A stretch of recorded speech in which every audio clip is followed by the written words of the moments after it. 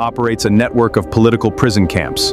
The Korean word is gwaliso. There are believed to be between 4 and 6 active camps today. Satellite imagery confirms their existence. These are not prisons in any recognizable sense.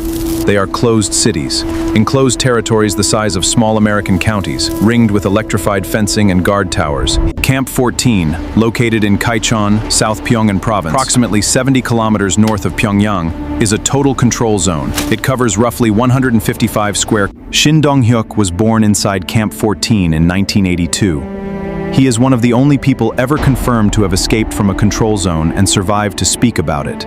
His testimony was the first detailed account. It was corroborated by satellite imagery. This came from defector testimony from guards, was by the UN Commission. The Commission's report was 372 pages. It named senior officials. It called for referral to the International Criminal Court. The UN General Assembly passed a resolution.